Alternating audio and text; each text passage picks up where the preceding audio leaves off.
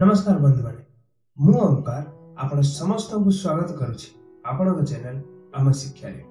आज वीडियो रे आमे जानिबा आम ओडिसा रो पुरातन इतिहास को केमिति आमे जानि परिबा, केमिति आमे बुझि परिबा। आ सही पुरातन इतिहास को बुझिबा पई हमर सोर्स सब कोन कोन हे परिबो, जेपरि कि लिटरेरी, साहित्य, महाकाव्य, पुराण, कोनोसी archaeological source, Buddhist journalism, literature, foreign writer मानकर लेखनी, इनस्क्रिप्शन, से समय रे जो राजा माने राजनीति करथुले से माने जो कॉइन यूज करथुले, ई सब सोर्स मानो को यूज करके हमें जानि परिबा जे से समय रे राजा और से मानकर राज्य के परि थिला, से मानकर संस्कृति केमति थिला, से मानकर धर्म केमति थिला, से मानकर चाली चलन केमति थिला, एमिति बहुत गुडा विषय रे हमें जानि परिबा।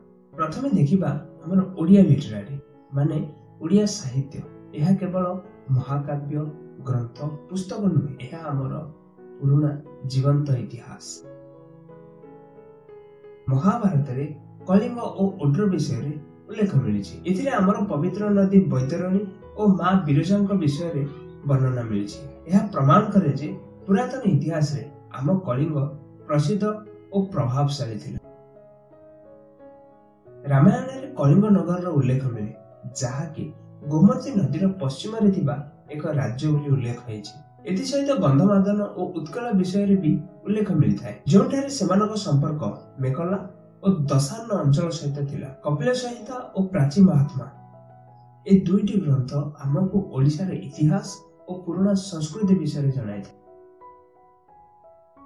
हमर पुराण बही जेमिति कि वायु पुराण, मत्स्य पुराण, भगवत पुराण, हरिवंश पुराण और विष्णु पुराण हमको उत्कल और कलिंग विषय रे महत्वपूर्ण तथ्य देइथाय, जेपरि कि कलिंगर राजा, संस्कृति और तार इतिहास विषय रे। प्राचीन ओडिसा रे लोक माने बहुत भक्ति पूर्वक बौद्ध और जैन धर्म को फॉलो करथिले। बौद्ध धर्म रे लिटरेचर लाइक दीघा निकाय, मझिमा निकाय, गुरु धर्म जातक, कलिंग बौद्ध जातक, महिवस्तु, महापरिनिर्वाण शतक और जैन धर्म रे लिटरेचर लाइक आवश्यक निरुक्त और हरिवंश रु हमको पुराना उत्कल और कलिंग विषय रे इनफॉरमेशन तथा एठिर संस्कृति विषय रे जଣା पड़िथाय। आउ किछि विषय रे जदि हमें देखिबा को जिबा ताहाले कौटिल्यंक अर्थशास्त्र, मनुस्मृति, नारद, बृहस्पति, कात्यायन ए सब रु हमको ओडिसा रो पॉलिटिकल माने राजनीतिक सिस्टम विषय रे जଣା पड़िथाय। आउ किछि इंपोर्टेंट टेक्स्ट हैला अष्टाध्यायी, बृहत संहिता, हर्ष चरित्र, बौधायन धर्मशास्त्र और रत्नावली।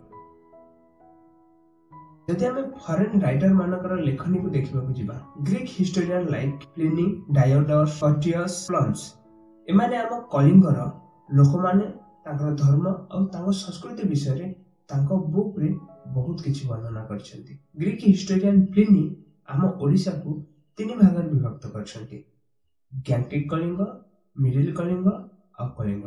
ठीक सेही परी मेगास्थेनिस ताको बुक इंडिका रे हम कलिंग को गैंटिक कलिंग हिसाब रे डिस्क्राइब करछन्ती। तापर आसुचन्ती मोस्ट वैल्यूएबल फॉरेन राइटर वेनसाक, जे कि चीन रो एक परिभ्रमणकारी थिले। से ओडिसा को 638 एडी रु 639 एडी भितरे परिभ्रमण करबा को आस्थिले। से ओडिसा रो धर्म, शिक्षा, संस्कृति, लोक मानकर चाली चलनी तांकर बही CU की रे लेखिछन्ती। सेथिरे से उड्र को पूचा बोली संबोधित कर